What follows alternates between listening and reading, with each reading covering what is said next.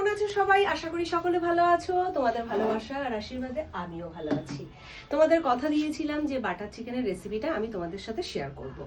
তবে তার আগে এই চিকেনের রেসিপিটা শেয়ার করার আগে আমি একটা দুটো কথা বলতে চাই। তা সেটা হচ্ছে, এটা কিন্তু প্রপার বাটার চিকেন নয়। কেউ আবার বলো না যে সুস্মিতা এটা তো বাটার চিকেন নয়। হ্যাঁ, একদমই তাই, বাটার চিকেন নয়।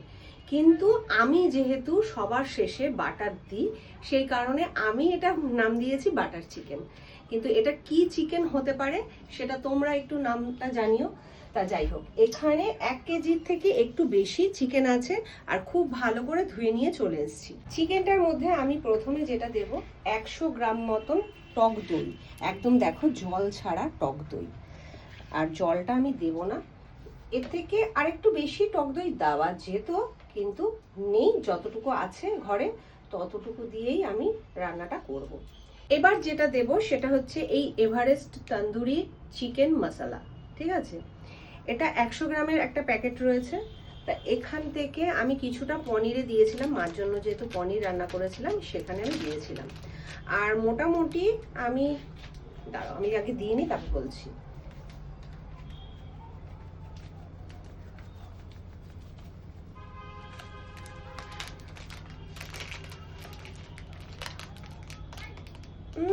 চার ভাগের 1 ভাগের মতন আমি দিলাম। ঠিক আছে, তন্দুরি মশলাটা আর খুব ভালো করে মাখিয়ে নেব। আর মশলাটা আমি এখন দিয়ে আমি মাখিয়ে রাখি অন্যান্য সময়, কিন্তু আজকে না একদম টাইম নেই। আমি মাখিয়ে হয়তো পেঁয়াজটা ভাজতে ভাজতে যতটা ম্যারিনেট করা থাকবে সেই সময়টুকুই রেস্টের জন্য রাখবো। আর এরপরেও কিন্তু এই তন্দুরি মশলাটা লাগবে। ঠিক আছে, এখন একটু রেখে দিচ্ছি। তবে মাখিয়ে রাখলে না চিকেনটা ভালো সফট হয়, খেতে আরো ভালো লাগে। কিন্তু ওই বললাম না, হাতে টাইম নেই।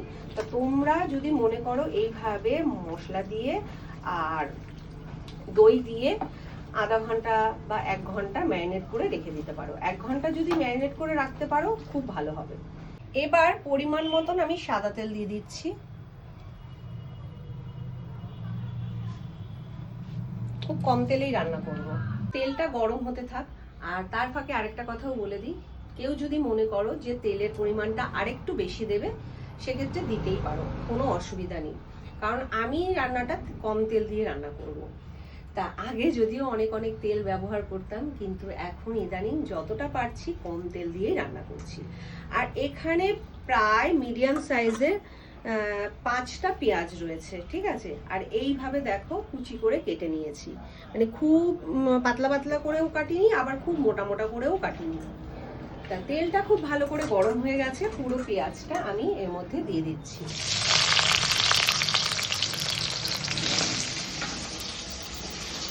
পেঁয়াজটাকে খুব সুন্দর করে আমি ভেজে নেব।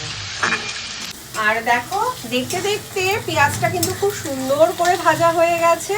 এর থেকে আর বেশি ভাজবো না। আর এখানে দেখো 4খানা মতন কাঁচা লঙ্কা আমি এরকম কুচি করে কেটে নিয়েছি। আর একটা টমেটো, মিডিয়াম সাইজের টমেটো 4 ভাগ করে নিয়েছি, এটা আমি দিয়ে দেবো। আর এটাকে একটু সুন্দর করে ভাজা করে নেব। সাথে দিয়ে দিচ্ছি 1 চামচ লবণ। লবণটা আবারও পরে দেব, এখন এই 1 চামচ দিলাম, ছোট চামচের 1 চামচ। আর লঙ্কাটা যখন মোটামুটি ভাজা হয়ে আসবে, লঙ্কা আর টমেটোটা, তখন তারপরে যেটা দেব সেটাও আমি বলছি। সেটা হচ্ছে, এখানে দেখো আদা, রসুন আর কাঁচা লঙ্কা দিয়ে পেস্ট করা আছে। আর একটু কচি কচি লঙ্কা ছিল বলে মনে হলো ঝালটা কম হবে, তাই ওই কুচনো 4টে লঙ্কা দিয়ে দিলাম। হ্যাঁ, আবারও দিয়ে পেস্ট করা যেত, কিন্তু আমার মনে হলো কুচিয়ে একটু দিই। তা যাই হোক, এখানে একটা গোটা এরকম সাইজের রসুন রয়েছে, 1/2 ইঞ্চ মতন আদা রয়েছে, আর কচি কচি লঙ্কা প্রায় 10-12টা মতন রয়েছে। ঠিক আছে, এটা পেস্ট করে এটা রেখে দিয়েছি আলাদা করে। তা এটা একটু ভাজা ভাজা হয়ে যাক, তারপরে এই আদা রসুনের পেস্টটা দেবো। আর টমেটোগুলো খুব সুন্দর করে নরম হয়ে গেছে, কাঁচা লঙ্কাটাও মোটামুটি ভাজা হয়ে গেছে। এই অবস্থায় আমি এই আদা রসুনের পেস্টটা দিয়ে দিচ্ছি। কাঁচিয়ে কুচিয়ে দিয়ে দিই, কারণ অনেকটা মশলা রয়েছে বাটিতে। খুব ভালো করে আদা রসুন আর কাঁচা লঙ্কার পেস্টটা একটু মিশিয়ে দিলাম। ঠিক আছে, আর এখানে এই বাটিটা ধুয়ে আমি একটু জল দিয়ে দেবো।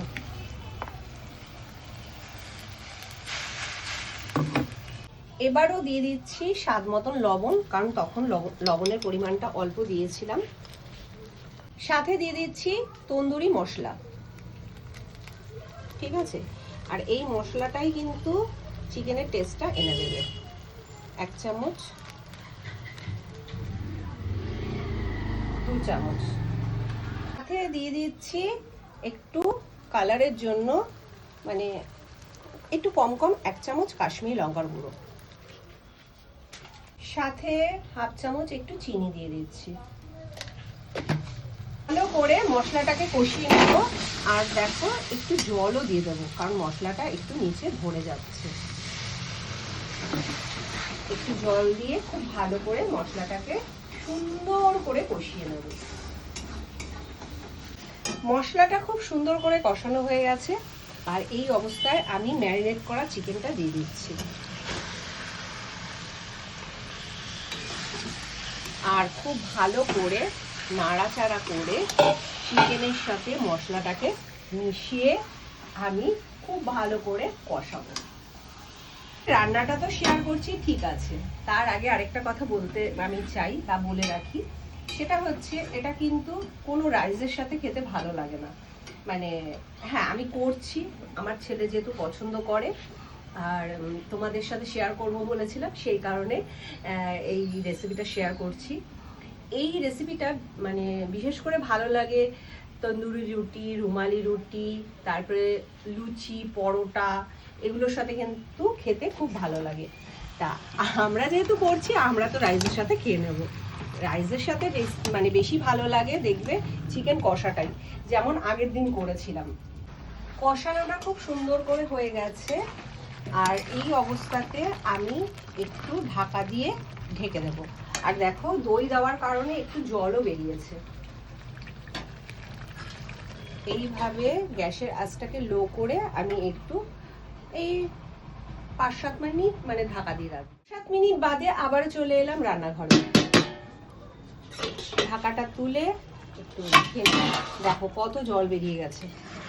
গ্যাসের আঁচটাকে বাড়িয়ে দিয়ে একটু নাড়াচাড়া করে দিই, ঠিক আছে? নাড়াচাড়া করে, কারণ অনেক সময় বেশিক্ষণ হয়ে গেলে কি হয়, এই মশলা যেহেতু রয়েছে নিচে অনেক সময় ধরে যায়। তাই এই নাড়াচাড়া করে আবারও একটু গ্যাসের আঁচটাকে কমিয়ে দিয়ে আবারও ঢেকে রাখবো। তাহলে চিকেনগুলো খুব ভালো করে সফট হয়ে যাবে। যদি ম্যারিনেট করে রাখতাম না, চিকেনটা এতক্ষণে মানে খুব সুন্দরভাবে নরম হয়ে যেত। কিন্তু ম্যারিনেট করে তো আমি বেশিক্ষণ রাখতে পারিনি না। তোমরা কিন্তু একটু ম্যারিনেট করে রেখে দেবে। আবারও ঢাকা দিয়ে গ্যাসের আঁচটাকে কম করে আবারও 4-5 মিনিটের জন্য এইভাবে ঢাকা দিয়ে রাখবো। আর সেই ফাঁকে আমি বাইরের জামা কাপড়গুলো উল্টে পাল্টে দিয়ে আসি। ফিরে এলাম 4-5 মিনিট বাদে। ঢাকাটা তুলে আবারও একটু দেখে নিই। চলো, দেখো কতটা জল দিয়েছে, কতটা। আবার একটু নাড়াচাড়া করে দিই।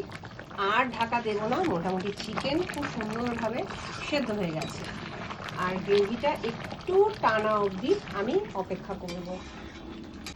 আর সুন্দর করে দেখো গ্রেভিটাকে টানিয়ে নিয়েছি, আর চিকেনও খুব সুন্দর করে সেদ্ধ হয়ে গেছে। এবার গ্যাসের আঁচটাকে কমিয়ে দিচ্ছি। বেশ খানিকটা পরিমাণে বাটার, দেখো এতটা বাটার দিয়ে দিচ্ছি, বেশ অনেকটা। ওই কারণে জানো তো আমি তেলটা একটু কম দিয়েছি, কারণ লাস্টে বাটারটা পড়বে। বাটারটাকে খুব ভালো করে চিকেনের সাথে মিশিয়ে দেব। আর এই গরমে গরমে যতটা বাটারটা গলবে আমি গ্যাসের আঁচটাকে নিভিয়ে দিচ্ছি। আর দেখো এই গরমে কিন্তু বাটারটা গলে যাবে, আর বাটারের স্মেলটাও খুব সুন্দরভাবে পাওয়া যাবে। এই হচ্ছে আমার বাটার চিকেন। তা এটা যদিও বাটার চিকেন বলে না, বাটার চিকেনে অনেক কিছু লাগে। তা এটা সিম্পল সাদামাটা একটা রেসিপি। ফাইনালি চিকেনটা হয়ে গেছে, এবার নামিয়ে ফেলি।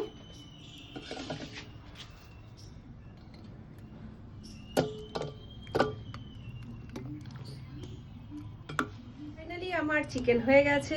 তা যাই হোক, দেখতে কেমন হয়েছে এটা কমেন্ট করে জানিও। আর যারা রিকোয়েস্ট করেছো তাদেরকে একটা কথাই বলবো, বাড়িতে একবার অবশ্যই ট্রাই করো। তবে তার আগে আমি দুটো কথা বলতে চাই, সেটা হচ্ছে অবশ্যই 1 ঘন্টা ওই দই এবং মশলাটা দিয়ে ম্যারিনেট করে রেখে দিও। আর দ্বিতীয়ত আমি বলবো লুচি, পরোটা বা রুটির সাথে খেও, তাহলে খেতে খুব ভালো লাগবে। আর কারা কারা ট্রাই করবে সেটাও আমাকে কিন্তু কমেন্ট করে জানিও। আজকের ভিডিওটা এখানে শেষ করছি, দেখা হচ্ছে অন্য কোনো রেসিপির ভিডিও নিয়ে। তা বলবো যে তোমাদের কাদের কাদের এরকম রান্নার ভিডিও দেখতে ভালো লাগে সেটাও কিন্তু জানিও। চলো, টাটা।